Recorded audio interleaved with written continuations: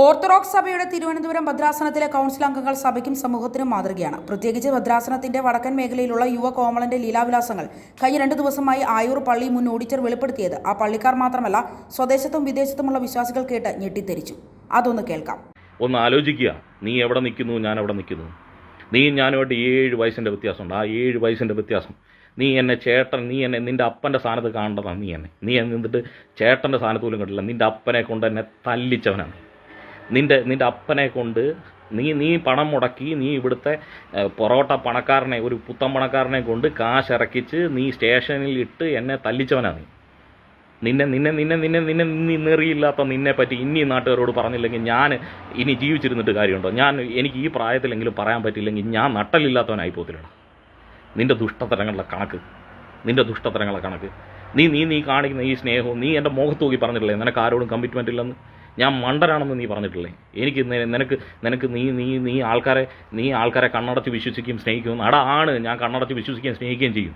എൻ്റെ മനസ്സിൽ കളങ്കമില്ലാത്തതുകൊണ്ടാടാ ഇന്ന് ഞാൻ പതറാതെ ഇന്ന് ഇവിടെ നിൽക്കുന്നത്. പക്ഷെ നീ പതറിത്തുടങ്ങി, നിൻ്റെ കാല് മടങ്ങി തുടങ്ങി. ഇനി ഞാൻ പറയാം, കാരണം ഞാൻ ആ ദേവാലയത്തിന് വേണ്ടിയിട്ട് അഹോരാത്രം പണിയെടുത്തവനാണ്. ഞാൻ ഒരു നിമിഷം പോലും വിശ്രമിക്കാതെ 90 ദിവസം അവിടെ ഇരുന്ന ബെന്നി അച്ഛൻ അറിയാം, അവിടെ ഇരുന്ന ക്യാമറയ്ക്ക് അറിയാം, അവിടെ ഇരുന്ന ഓരോന്നിനും അറിയാം. ഞാൻ അവിടെ പണിയെടുത്തവനാണ്. ദുഷ്ടത്തരം നീ എന്നോട് ചെയ്തു. ആ അച്ഛനെ നീ തല്ലിയപ്പോൾ പോലും നിനക്ക് വേണ്ടി സ്തോത്രം പറയാനും നിനക്ക് ഓശാന പാടാനും അവിടെ ആളുള്ളായിരുന്നു. അതെന്തുകൊണ്ടാണ്? നിൻ്റെ ദുഷ്ടത്തരം പേടിച്ചിട്ടാണ്, അല്ലാതെ നിന്നെ ഇഷ്ടം ഉണ്ടായിട്ടൊന്നുമല്ല. നിന്നെ അവിടെ ഉള്ള 3/4% ആൾക്കാർക്ക് ഇഷ്ടമല്ല, ആ ഈ ദേശത്തുള്ളവർക്ക് ഇഷ്ടമല്ല. ഞാനിപ്പോൾ തെളിയിച്ചു തരാം, നിന്നെ ഇഷ്ടമല്ലാത്തവരുണ്ട്. കാര്യം നിന്നെ ഇഷ്ടമല്ലാത്തതിൻ്റെ കാരണം നീ വെറുപ്പിൻ്റെയും വിദ്വേഷത്തിൻ്റെ വിത്ത വിളയ്ക്കുന്നത്. നിനക്കൊരു വർക്ക് തന്നില്ലെങ്കിൽ, അല്ലെങ്കിൽ നിന്നെ ഒന്ന് നോക്കി ചിരിച്ചില്ലെങ്കിൽ നീ അവരെ അവഗണിച്ച് പോകാറില്ലേ? നീ എത്ര പേരെ അവഗണിച്ച് പോയതായിട്ടറിയാം. നിൻ്റെ കൂടെ നിർത്തിയിരുന്ന എത്ര പേരെ നീ അവഗണിച്ചു. നീ അവരെ ഇല്ലായ്മയാക്കി. ദുഷ്ടത്തരം ചെയ്യരുത്. നീ പറഞ്ഞല്ലോ കഴിഞ്ഞ പ്രാവശ്യം 13ാം വാർഡിൽ നിന്നെയായിരുന്നു അവരവിടെ ഇതിന് വെച്ചിരുന്നതെന്ന്, എന്തുവാ മെമ്പറാക്കാൻ. നീ കോൺഗ്രസ്സിലുണ്ടോടാ? നിന്നെ കോൺഗ്രസ്സുകാർ നിന്നെ ഗവനിച്ചിട്ടുണ്ടോ? നിൻ്റെ കുറച്ച് ഒന്നിനും കൊള്ളാത്ത കുറച്ച് നേതാക്കന്മാർ എല്ലാ ഇലക്ഷനും വരുമ്പം കൈക്കൂലി മേടിക്കുന്നവന്മാർ അല്ലാതെ ആരെങ്കിലും നിൻ്റെ കൂടെ ഉണ്ടോ? കൊള്ളാവുന്ന നട്ടലുള്ള ഏതെങ്കിലും ഒരുത്തുണ്ടോ?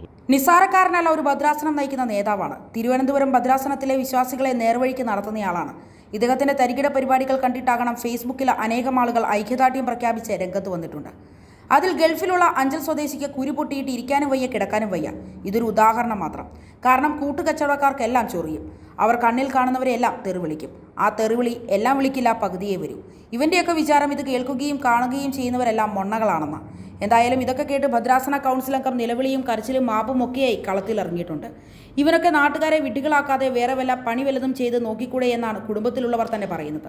അതുപോലെ കൂട്ടുകച്ചവടക്കാരനായി സ്വന്തം വികാരിയായ കൗൺസിൽ അംഗം, അദ്ദേഹത്തിൻ്റെ കാര്യം പറയുകയേ വേണ്ട. മുൻ ഓഡിറ്റർ ക്രൈം വാർത്തയോട് വെളിപ്പെടുത്തിയതനുസരിച്ചാണെങ്കിൽ ഇദ്ദേഹം ഒരു വൈദികനായി ഇരിക്കാനും പാടില്ല. ചോറ് തരുന്ന കൈക്ക് തന്നെ തിരിഞ്ഞു കൊത്തുന്ന ഉഗ്ര വിഷപ്പാമ്പാണ് ഈ OC എന്ന് വിളിക്കുന്ന വൈദികൻ. അദ്ദേഹത്തിൻ്റെ കഥകൾ പറയുവാനാണെങ്കിൽ ഒരുപാട് പറയുവാനുണ്ട്. എന്തായാലും ആയൂർ പള്ളിക്കാർ കുറേ കാലമായി വാർത്താ കോളങ്ങളിൽ നിറഞ്ഞു നിൽക്കുകയാണ്. പള്ളിയിലെ വിശുദ്ധ കുർബാനയ്ക്കിടെ ശുശ്രൂഷക്കാരനെ ക്രിക്കറ്റ് പന്താക്കി കളിച്ചതും പോലീസിൽ കാവലിൽ പൊതുയോഗം നടത്തിയതുമൊക്കെ ജനങ്ങൾ കണ്ടു. എന്തിനേറെ പെരുന്നാൾ നേർച്ചയിൽ ഭക്ഷ്യവിഷബാധയേറ്റ് 100 കണക്കിന് വിശ്വാസികൾ ചികിത്സയിലാതും ആരും മറക്കാൻ സമയമായിട്ടില്ല.